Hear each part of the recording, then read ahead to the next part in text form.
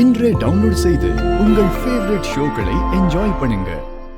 கண்டிப்பா அலாம் முடிச்சிடுறேன். Yeah sure. Okay.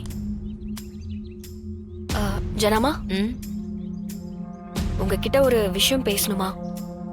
ம் அதை எப்படி சொல்றதுன்னு தயக்கமா இருக்கு. என்கிட்ட பேசுறதுக்கு எதுக்கு தயங்குற? இல்லம்மா, இது நம்ம குடும்ப விஷயம் இல்ல, சிவதானு ஐயாவோட ஃபேமிலி சம்பந்தப்பட்டது. ஓ சொல்லு. அந்த பொண்ணு தாமரை இருக்காளம்மா, ம் அவ வேற ஒரு பையனை விரும்புறாமா. என்ன சொல்ற தமிழ்? ஆமாமா.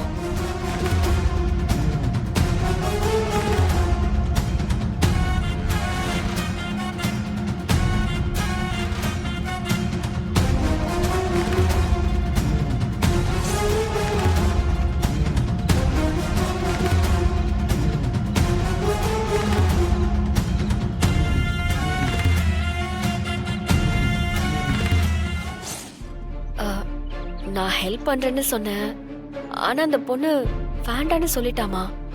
அம்மா, நீங்க சிவதானு ஐயா கிட்ட பேச முடியுமா? ம் சரி, நான் பேசி பார்க்கறேன்.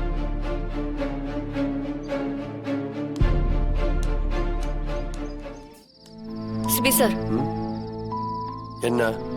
உங்ககிட்ட ஒரு முக்கியமான விஷயம் சொல்லணும். என்ன? உன்னால முடியாது, இந்த ஊரை விட்டு போன்னு சொல்ல போறியா? சாச்சா, அது இல்ல. அப்புறம் சிவதானு ஐயாவோட பேத்தி இருக்கால, தாமரை, ஆமா, அந்த புள்ளைக்கு இந்த கல்யாணத்துல விருப்பம் இல்ல. அந்த புள்ள வேற ஒரு பையனை லவ் பண்றா. உனக்கு யார் சொன்னா? எனக்கு தெரியும், நானே பார்த்தேன். ஆமா, இப்ப எதுக்கு நீ என்கிட்ட இதெல்லாம் சொல்லிட்டு இருக்க? எனக்கு என்ன பண்றதுன்னே தெரியல.